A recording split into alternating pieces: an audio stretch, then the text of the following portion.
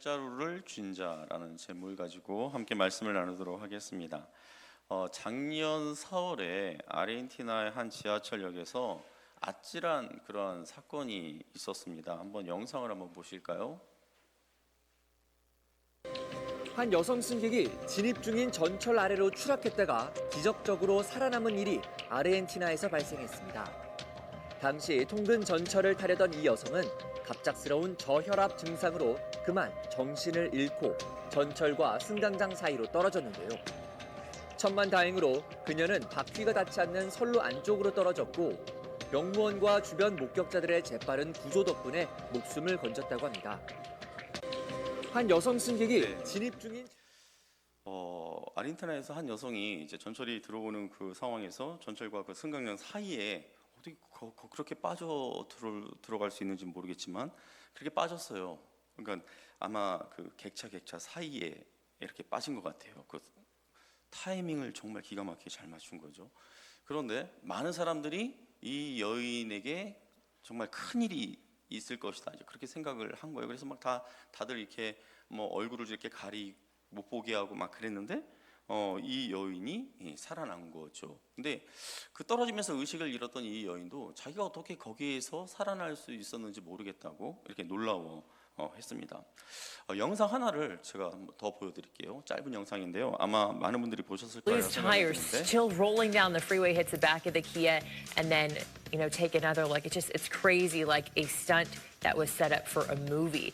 These tires still 이게 저도 무슨 영화의 한 장면인 줄 알았어요. 처음에 봤을 때. 그런데 여기 그 나오는 차량이 기아 자동차에서 만든 소울이라는 그런 차종이에요. 소울을 타고 계시는 분들 자부심을 가지고 탈지어다. 예. 근데 여기 그 이제 미국의 한 고속도로를 이렇게 달리고 있다가 옆에 달리고 있던 그 픽업 트럭에서 갑자기 바퀴가 이렇게 분리되더니 이 소울 차량을 이렇게 탁 덮친 거죠. 그러면서 좀 말도 안 되게 이 소울 차량이 3.5m를 이렇게 솟아오른 거예요. 그러면서 탁 떨어졌는데 이 운전자가 멀쩡한 거예요. 이 화면이 이제 뒤에 오던 그 테슬라 승용차의 그 블랙박스에 담긴 영상인데 그 테슬라 운전자가 하는 이야기가 사고가 난 다음에 이 소울 운전자가 그냥 혼자서 걸어 나왔대요. 그리고 가벼운 그냥 부상만 조금 있고 그렇게 멀쩡하다라는 거예요. 당사자에게는 참으로 아찔한 순간이었겠지만 자동차 회사 입장에서는 수십억을 들여도 할 수 없는 그런 광고를 이렇게 하게 된 셈인 거죠.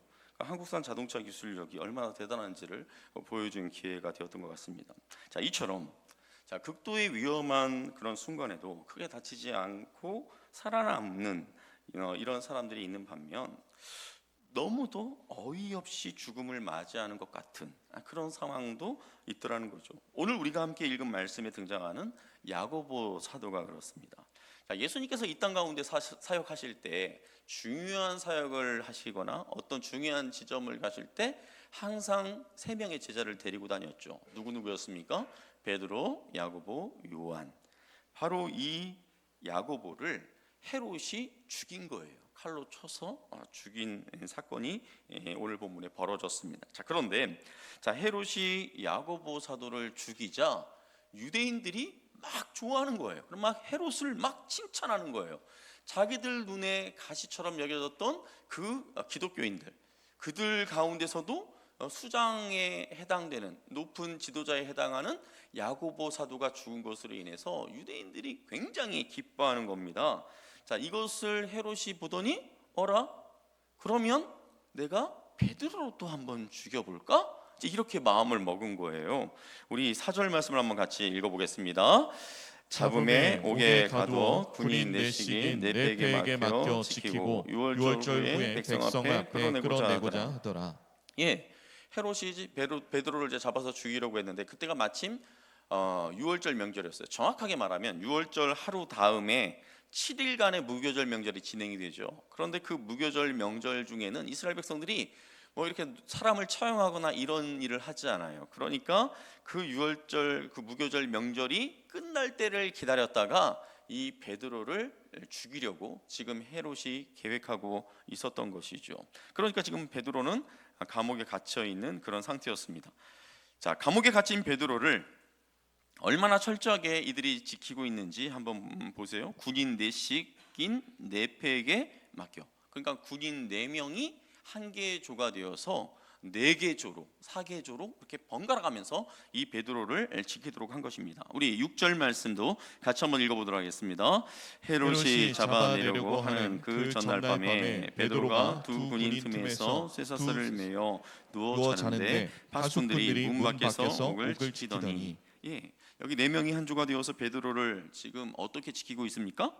감옥 밖에서만 베드로를 지키는 것이 아니라 감옥 안에 이미 그 지금 감옥 안에 들어와 있는 그 베드로를 그 병사들이 양쪽에서 그렇게 같이 지내면서 베드로를 지키는 거예요. 그리고 밖에 또 다른 2사람이 그 감옥 밖에서 이 베드로가 탈출하지 못하도록 지키고 있는 것을 보게 됩니다. 자, 너무 지나친 것 아닌가 하는 생각이 들어요. 자, 그런데 우리가 사도행전 5장 23절 말씀을 같이 한번 읽어보도록 하겠습니다. 이르되 우리가 보니 옥은 든든하게 잠기고 지키는 사람들이 문에 서 있으되 문을 열어 본즉 그 안에는 한 사람도 없더이다 하니. 이전에 이스라엘의 종교 지도자들이 베드로를 비롯한 사도들을 신문하기 위해서 잡아다가 감옥에 가뒀어요.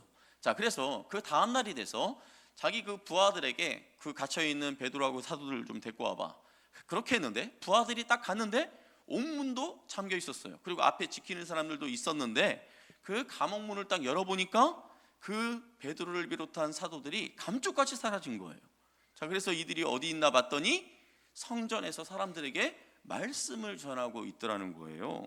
자, 이러한 일이 전에 있어서 그랬는지는 몰라도 오늘 지금 베드로를 지키는 모습이 굉장히 삼엄한 것을 보게 됩니다. 어쩌면 그때 일 때문에 좀 더 철저하게 이 베드로를 지키려 했던 것일 수도 있는 것 같아요. 자, 6절 말씀해 보니까 헤롯이 잡아내려고 하는 그 전날 밤이라고 되어 있습니다. 자, 그러니까 이게 무슨 말이에요? 이제 무교절 마지막 날이라는 거예요. 이 날이 밝아서 내일이 되면 이제 이 밤이 지나고 날이 밝으면 베드로도 이제 꼼짝없이 죽임을 당할 그런 위기에 놓여 있는 거죠. 자, 그런데 이런 위험한 순간에 베드로가 지금 어떻게 하고 있을까요?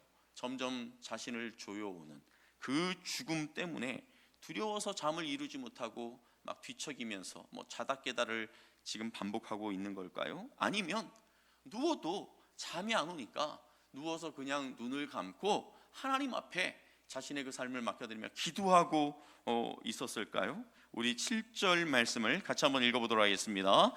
호련히 주의 사자가 나타나매 옥중에 광채가 빛나며 또 베드로의 옆구리를 쳐 깨워 이르되 급히 일어나라 하니 쇠사슬이 그 손에서 벗어지더라. 자, 이렇게 철저하게 병사들이 지키고 있는 그 상황에서 감옥 안이 갑자기 환해지는 거예요. 그러면서 주의 사자가 그 감옥 안에 나타났어요.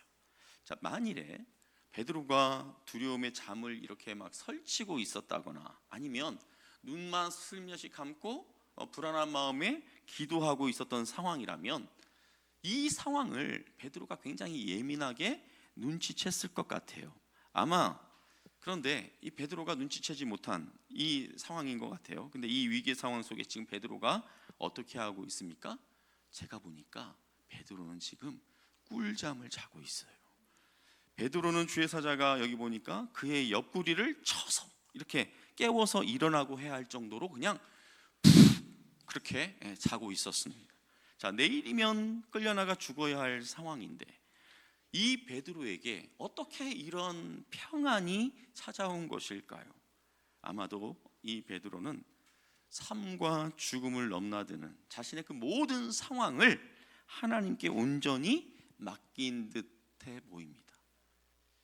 예전에 뭐 예수님이 겟세마네 동산에서 막 기도할 때도 그때 베드로가 자지 않았습니까?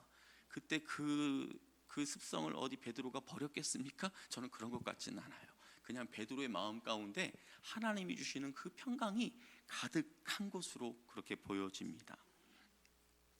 자, 그리고 또 아마 이 순간에 베드로는 자신에게 있어서 이 죽음이라는 것, 내가 죽으면 내가 사랑하는 우리 예수님을 내가 천국에서 내가 만나볼 수 있겠다. 어쩌면 그렇게 생각할 수 있겠죠. 또 얼마 전에 죽었던 나의 사랑하는 동역자, 그 야고보 사도도 내가 천국에 가면 볼 수 있겠네 하는 그런 의미로 이 죽음이 베드로에게 어쩌면 그렇게 다가왔을 것 같아요.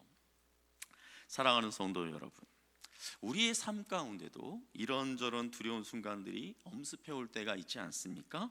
그런 두려움이 엄습해 오는 그러한 상황 속에서도 저와 여러분의 마음 가운데 오늘 베드로가 누렸던 이 평안이, 이 평강이 저와 여러분들의 마음 가운데 가득할 수 있기를 예수님의 이름으로 축복합니다. 자, 옆구리를 치며 일어나라고 하는 이 천사의 소리에 깊은 잠에 빠져있던 베드로가 아마 깜짝 놀라서 일어났을 거예요. 막 잠에서 깨어 어안이 벙벙한 상태인데 이미 자신의 손에 있는 그 사슬들이 다 풀어져 있어요. 자, 그러더니 천사가 뭐라고 하냐면 빨리 옷을 주워 입고 또 빨리 신을 신고 나를 따라오라는 거예요. 그래서 베드로가 이게 비몽사몽, 이게 꿈인지 생시인지 모르는 그 상황 속에서 주의 천사를 따라갑니다. 그런데 어느 순간 천사는 사라지고 자신은 이미 감옥을 벗어난 상태에서 자기에게 굉장히 익숙한 어느 길거리 위에 자기 혼자 이렇게 홀로 서 있는 거예요. 자, 11절 말씀 같이 한번 읽어보도록 하겠습니다.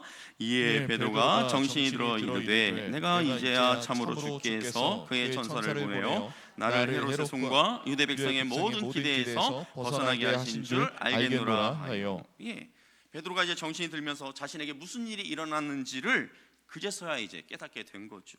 주께서 천사를 보내 자신을 구출해 주신 것을 베드로가 깨닫고, 베드로가 어디로 향합니까?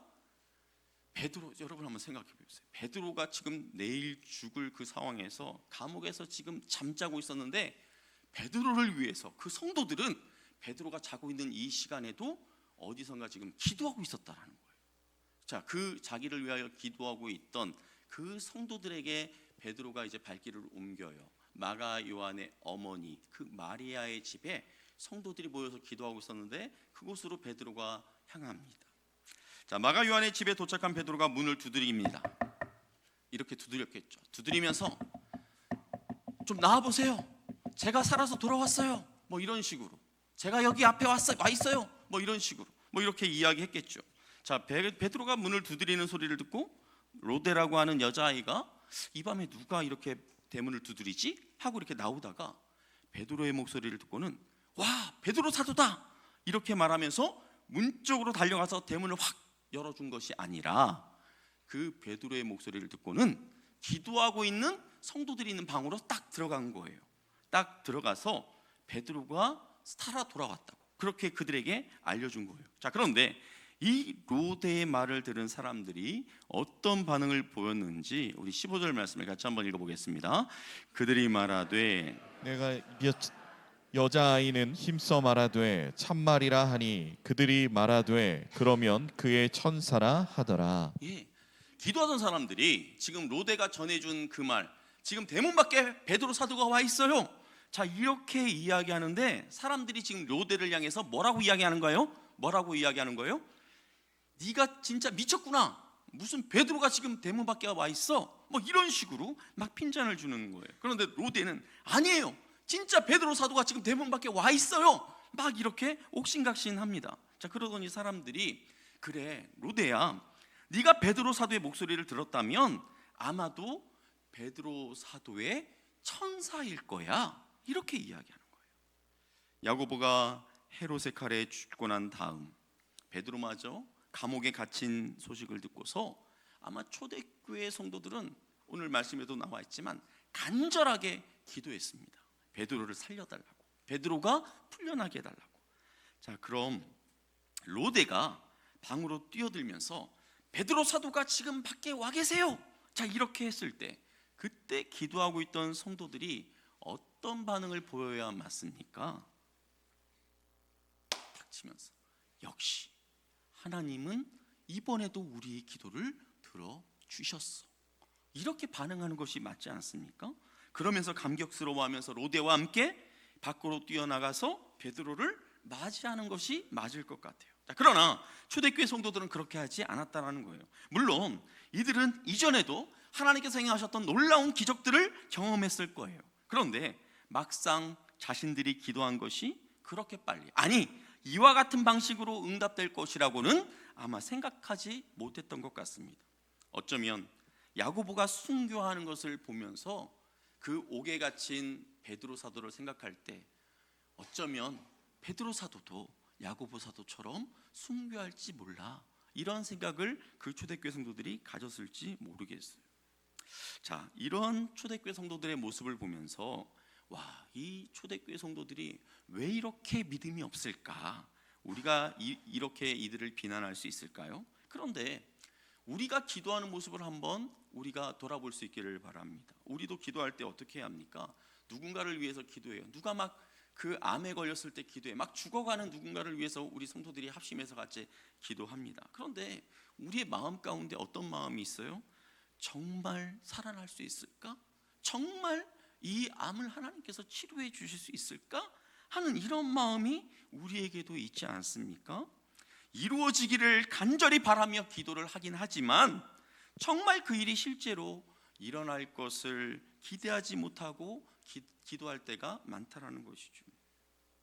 어느 교회 옆에 술집이 하나 있었습니다. 근데 사람들이 그 술집을 드나들면서 막 고래고래 소리 지르고 떠들고 막 그렇게 하고 술주정 막 부리고 하니까 이 교회가 예배를 제대로 드릴 수가 없는 거예요. 그러니까 이제 목사님과 성도들이 이제 작심하고 이제 기도하기 시작하는 겁니다. 매일 밤 교회에 모여서 기도를 하는 거예요. 하나님, 저 소돔과 고모라 같은 저 술집, 정말 소돔과 고모라에 내렸던 그 불처럼 저기에 불을 내려서 그냥 불태워버려 주십시오, 막 이렇게 했는데 정말 어느 날 그 술집이 불이 나서 홀라당 다 타버린 거예요. 자, 그런데 문제는 그 술집 주인이 어떻게 들었는지 그 교회와 성도들이 그 자기 그 술집에 불이 나서 다 태워버리게 해달라고 기도했다는 이야기를 듣고는 열이 받아서 어떻게 우리한테 그런 저주를 품으면서 기도를 해, 그러면서 고소를 한 거예요. 저들이 기도해서 우리 술집이 불탔다고. 자, 그러니까 이제 재판이 벌어졌는데 이제 판사가 그 교회 목사님에게 물어봅니다. 목사님네 교회가 저 술집 불타 없어지게 해달라고 기도해서 저렇게 불이 났으니까 손해배상을 하라고 그렇게 막 난리를 치는데 목사님은 이 일에 대해서 어떻게 생각하십니까? 근데 이때 이 목사님의 대답이 가관입니다. 그 술집 주인 진짜 이상한 사람이네요. 우리가 불 나게 해달라고 기도한다고 정말 불이 나겠습니까? 그러니까 술집 주인과 목사 중에 누가 더 믿음이 있는지 모르겠어요. 그러니까 우리 그리스도인들이 얼마나 믿음이 없으면 이런 우스갯소리를 이렇게 만들었을까요? 사랑하는 성도 여러분, 우리 하나님은 우리가 기도하는 그대로만 들어주시는 것은 아니지만 하나님은 반드시 우리가 하나님께 기도할 때 우리가 드리는 그 기도를 들으시고 응답하시는 하나님이심을 믿으시기를 바랍니다. 우리가 이 믿음을 가지고 기도에 나아갈 수 있기를 바랍니다. 자, 이렇게 로데와 사람들이 옥신각신 이렇게 하고 있는 동안 베드로는 밖에서 계속해서 문을 두드리고 있는 거예요. 그래서 이제 사람들이 밖으로 나갔어요. 문을 열어보니까 정말 베드로가 그곳에 서 있는 거예요. 만일에 여러분이 이 상황이라면 어떻게 반응했을 것 같습니까? 진짜 베드로 선생님이네? 선생님이 이렇게 살아 돌아올 줄 정말 몰랐어요. 뭐 이렇게 말씀하는 분도 계시겠죠. 또 어떤 분은 어머 진짜 베드로 선생이야? 근데 이분은 베드로 선생이 살아온 그 기쁨보다는 이제 궁금한 거예요. 이분이 어떻게 돌아왔는지. 근데 선생님, 어떻게 거기서 풀려나셨어요? 어떻게 살아 돌아오셨어요? 뭐 이렇게 물어보시는 분도 계실 거고, 또 어떤 분은 기쁜 나머지 그냥 베드로를 껴안고 엉엉 우는 분도 계시겠죠. 자, 우리 17절 말씀을 한번 같이 한번 읽어볼까요? 베드로가 그들에게 손짓하여 조용하게 하고 주께서 자기를 이끌어 옥에서 나오게 하던 일을 말하고 또 야고보와 형제들에게 이 말을 전하라 하고 떠나 다른 곳으로 가니라. 지금 베드로는 감옥에서 그가 비록 탈출했지만 안전한 상황이 아니잖아요. 언제 병사들이 이 기독교인들이 많이 모여서 기도한다라는 것을 알고 있기 때문에 이곳으로 언제 들이닥칠지 모르는 그런 위험한 상황입니다. 그래서 이제 베드로가 이런 어수선한 상황에서 이제 그 상황을 정리하면서 성도들을 이제 조용히 하도록 한 다음에 어떻게 자기가 이렇게 빠져나올 수 있었는지에 대해서 쭉 이야기해요. 그리고서 이 이야기를 여기 나오는 야고보, 여기 나오는 야고보는 요한의 형제 야고보, 죽은 야고보가 아니라 예수님의 동생 야고보. 그 야고보와 다른 형제들에게 전해달라고 그렇게 이야기한 다음에 다른 곳으로, 좀 더 안전한 곳으로 그가 떠났습니다. 그 다음 날이 밝았어요. 어디가 난리가 났을까요?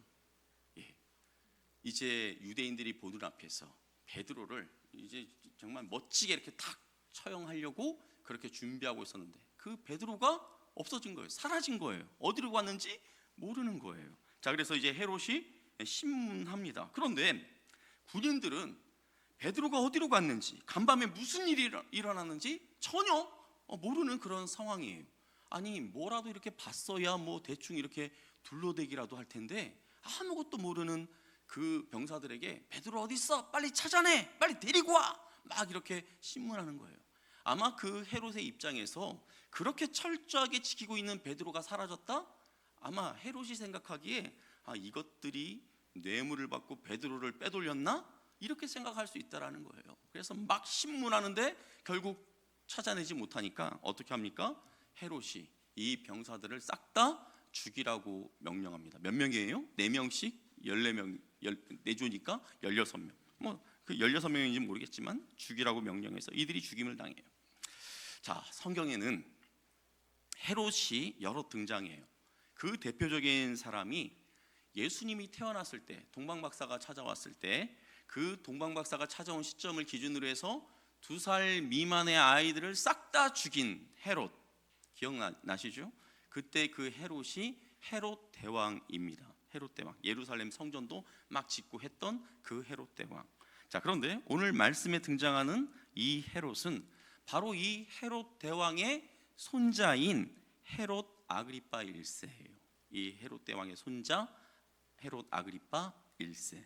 자, 그리고 우리가 이제 성경에 보면 또 다른 헤롯이 이제 자주 등장하는 것을 보게 되는데, 예수님이 십자가에 달려 죽으시기 전에 어떻게 합니까? 빌라도와 함께 예수님을 주거니 받거니 하면서 예수님을 마치 심판하는 것처럼, 또 때로는 조롱하는 것처럼 그렇게 하는 또 하나의 헤롯이 나오죠. 이 헤롯은 헤롯 안디바예요. 이 헤롯 대왕의 아들이에요. 자, 그러면 헤롯 대왕의 아들이 헤롯 안디바면 헤롯 대왕의 이 손자인 헤롯 아그리파 1세 아버지일까? 아니에요. 헤롯 대왕에게는 그 아들들이 굉장히 많았어요. 그래서 이 헤롯 안디바하고 아그리파 1세하고는 뭐 삼촌 정도 뭐 그런 관계일까? 뭐 직접적인 아버지 관계는 아니에요. 자, 여러분들이 이 헤롯 안디바에 대해서 어떻게 알고 있을까요? 자, 헤롯이 자기 생일 때 잔치를 열어서 막 이렇게 즐거워하는데 그 자기가 이복 동생에게서 빼앗은 그 헤로디아 딸이 그 잔치에서 막 춤을 아주 멋들어지게 춰요. 그러니까 헤롯이 막 기분이 좋아가지고 네가 원하는 것은 나라의 절반이라도 내가 줄게 그랬는데, 이 헤로디아의 딸이 무엇을 요구합니까? 세례 요한의 머리를 잘라달라고 한 거예요. 그래서 헤롯을, 이 세례 요한을 죽여서 그 머리를 쟁반에다가 가져오게 한 사람이 바로 이 헤롯 안디바입니다. 자, 그러니까 1세대 헤롯 대왕, 2세대 헤롯 안디바, 3세대 헤롯 아그리파 1세, 오늘 본문에 나오는 이 헤롯, 여기에 이르기까지 하나같이 이 헤롯들은 다 악한 왕들이었습니다. 자, 그런데 결국 야고보를 죽이고 베드로까지 죽이려 했던 이 헤롯이 어떻게 되었을까요? 우리 23절 말씀 같이 한번 읽어보도록 하겠습니다. 헤롯이 영광을 하나님께로 돌리지 아니하므로 주의 사자가 곧 친히 벌레에게 먹혀 죽으니라. 예, 헤롯이 왕복을 갖춰 있고 수많은 사람들이 모여 있는 곳에서 연설을 한 거예요. 그런데 그 연설을 꽤 잘했나 보죠? 아니면 사람들이 막 아부를 해서 그런지 모르겠지만 사람들이 막 박수를 치면서 난리가 난 거예요. 뭐라고 하냐면 이 소리는 사람의 소리가 아니라 신의 소리다. 막 그러면서 헤롯을 막 축켜 세워준 거예요. 자, 이때 이 헤롯이 정말 지가 잘난 줄 알고 교만해져서 이 영광을 하나님께 돌리지 않고 자기가 다 취해버립니다. 이때 하나님께서 어떻게 하십니까? 주의 사자를 통해 그 헤롯을 치신 거예요. 그래서 이 헤롯이 어떻게 죽어요? 벌레에 먹혀 죽습니다. 이 벌레에 먹혀 죽는다는 게 구체적으로 어떤 건지는 잘 모르겠어요. 막 몸에 막 뭐 이렇게 막 그 피부병 같은 막 진물 같은 게 나서 막 거기를 막 벌레들이 막 기어다니면서 결국 이렇게 죽게 된 뭐 이런 병 같아요. 한번 생각해 보세요. 그 대단할 것 같은 헤롯이 무슨 강력한 나라의 어떤 군대와 이렇게 한번 이렇게 접전을 벌이면서 막 결투하다가 전장에서 뭐 화살을 맞고 장렬하게 그렇게 죽은 게 아니라 어떻게 죽었다고요? 벌레에게 먹혀 죽는 이런 처참한 그런 최후를 맞이하게 됐다라는 것이죠. 말씀을 정리합니다. 오늘 우리가 나눈 말씀에 보면 야고보는 헤롯의 칼에 죽도록 그렇게 내버려 두신 하나님께서 이 베드로는 기적적인 방법으로 이렇게 살려주시는 것을 우리가 보잖아요. 자, 이것을 보면서 우리가 혼란스러울 수 있어요.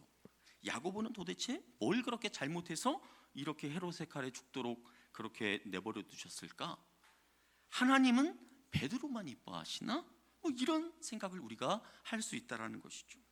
어떤 사람은 사업이 어려워졌을 때 하나님께 기도했더니 그 사업이 다시 일어날 수 있도록 하나님께서 그렇게 복을 주셨다고 간증하는데 왜 내 사업에는 하나님이 그런 복을 주시지 않을까?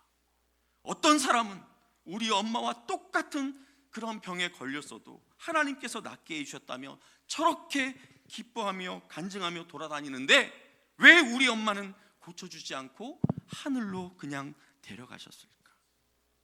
똑같이 예수 믿는 사람들인데 우리 눈에 볼 때 누구는 복을 받고 누구는 벌을 받은 것처럼 그렇게 보입니다. 그러나 하나님의 생각이나 관점은 우리의 생각, 우리의 관점과 다르다는 것을 꼭 기억하시기를 바랍니다.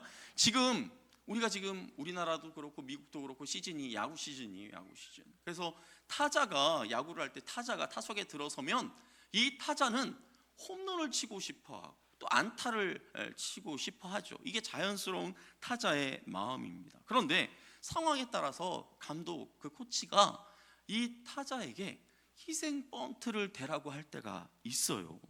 자, 모든 경기는 선수의 뜻이 아니라 감독의 작전에 따라서 진행되는 것이기 때문에 싫어도 팀을 위해서 내가 이렇게 희생 번트를 대면서 1루에 있던 우리 팀 주자가 2루까지 이렇게 갈 수 있도록 해줘야 한다는 것이죠. 자, 인생이라는 경기에서도 마찬가지입니다. 작전은 감독이신 하나님의 몫이지 우리의 몫이 아닙니다.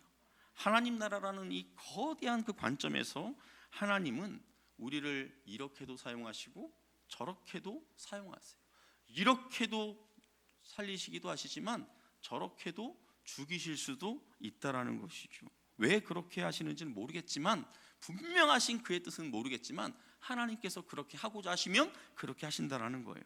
하나님 나라라는 이 관점에서 스데반 집사나 야고보 사도의 그 뜨거운 순교의 피가 교회에 필요하다라고 생각하셨는지 모르겠어요. 그래서 그들을 하나님께서 빨리 이렇게 불러가셨는지 모르겠습니다. 반대로 오늘 우리가 읽은 이 말씀에 칼에 맞아 죽은 그 야고보 사도의 형제인 요한은 나중에 오늘 여기 이제 베드로가 살아남지만 베드로도 나중에 십자가에 거꾸로 달려 죽고 그러지 않습니까? 마태도 그렇고 도마도 그렇고 바돌로메도 그렇고 예수님의 그 제자들이 그 사도들이 다 이렇게 칼에 맞아 죽고 활에 맞아 죽고 어떤 사람은 산채로 껍데기가 벗겨져 가지고 이렇게 죽고 하는 그런 순교를 다 당해요. 자, 그런데 야고보의 형제인 이 요한은 끝까지 살아남아서 요한계시록을 기록하지 않습니까? 자, 그러면 요한이 야고보 사도보다 자기 형제 야고보 사도보다 더 복을 많이 받았다. 우리가 그렇게 이야기할 수 있을까요? 그렇게 이야기할 수 없다라는 거예요. 우리 24절 말씀 같이 한번 읽어보도록 하겠습니다.